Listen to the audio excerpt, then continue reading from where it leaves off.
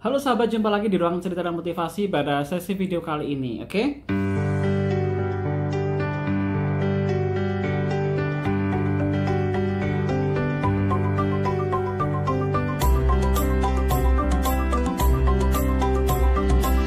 Ya, apa tema kali ini, Kak? Oke, aku akan berbagi tips menenangkan pikiran agar jauh dari stres ya.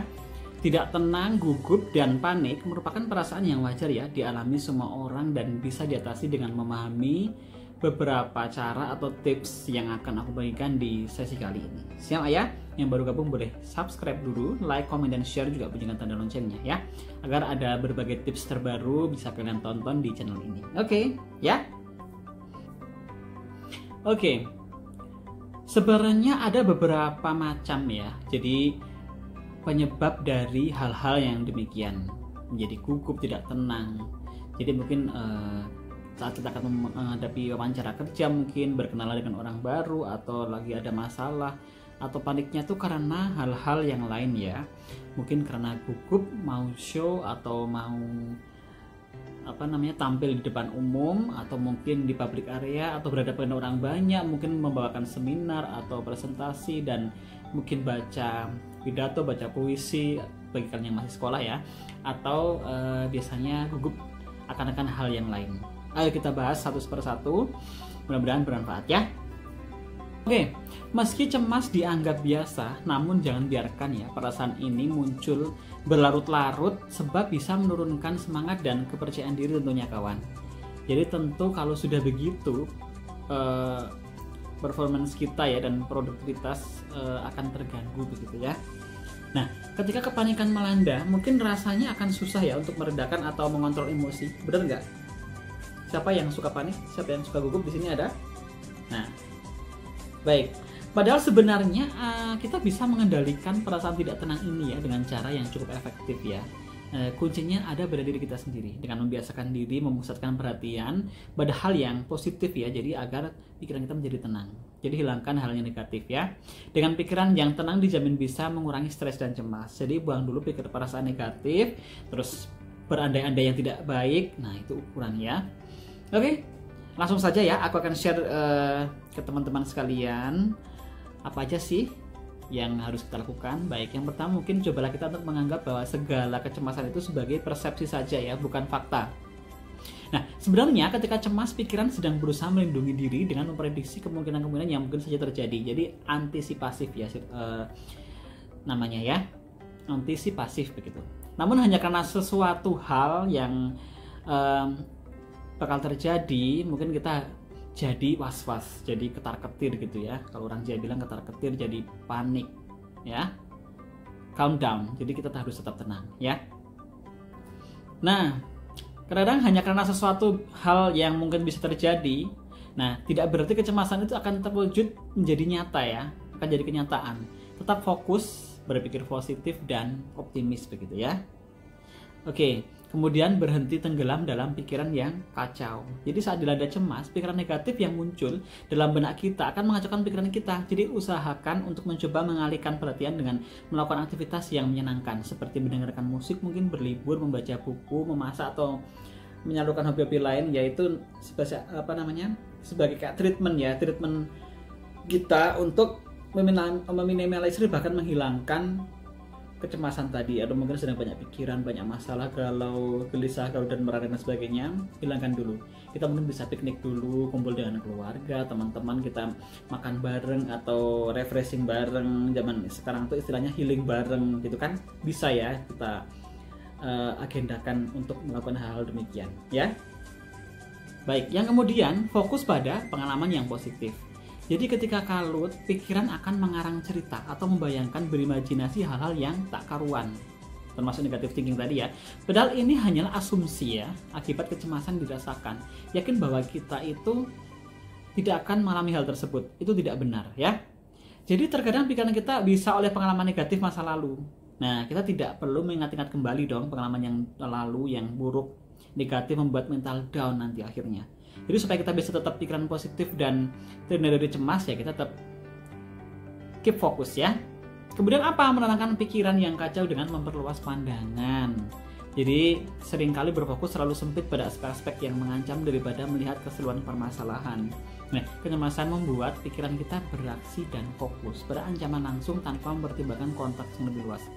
Jadi sesekali kita harus tarik nafas, buang, kita melihat ke sana kemari dengan santai, begitu pikirannya harus ditenangkan ya. Kita untuk istilahnya mengalihkan perhatian kita pada hal-hal yang tadi itu ya. Jadi ini akan membantu kita secara tidak langsung mengalihkan sejenak intermezzo begitu ya. Nah, pertimbangkan apakah situasi ini sepadan dengan waktu dan tenaga kita untuk memikirkannya. Jadi apa? Kita masih peduli dengan masalah itu dalam 5 hingga 10 tahun ke depan.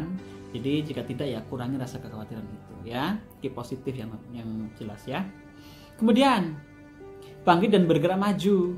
Jadi mengkhawatirkan masalah tanpa dibarengi solusi tidak akan membantu memecahkan masalah ya. Jadi mungkin malah bisa memperparah kecemasan keadaan ketika pikiran terjebak dalam satu kondisi yang mungkin membuat cemas, khawatir, tegang. Nah, sadar dan bangkit untuk bergerak maju ya. Go ahead, maju. Jangan biarkan kecemasan menguasai diri kita. Alihkan dengan melakukan tugas-tugas atau aktivitas lain, mungkin kegiatan yang positif ya. Jadi kita diharapkan memperoleh perspektif ya yang berbeda dan bertindak lebih baik. Kemudian apa? Bermanfaat atau merugikan? Jadi pikiran yang kita cemas itu bermanfaat atau merugikan buat kita? Apa menjadikan mental down atau mental kita menjadi up? Nah, itu harus kita pikirkan ya. Kemudian apa? Fokus perhatian pada hal yang bermanfaat dan buang jauh bayang-bayang negatif ya. Pikiran negatif hilangkan dulu. Jangan buang waktu ya untuk memikirkan hal yang tidak perlu, karena hanya akan menambah rasa cemas dan kekhawatiran kita. Nah, ini akan menghambat kita melakukan hal-hal bermanfaat lainnya. Jadi down, mau ngapa-ngapain males ya. Kemudian apa yang penting lainnya? Kemudian meditasi ya. Jadi meditasi ini sangat berguna juga ya untuk memanajemen pikiran kita ya. Hati kita akan lebih tertata, lebih tenang, lebih calm down, lebih enjoy, lebih relax begitu ya. Siapa yang sudah sering meditasi atau belum pernah sama sekali meditasi?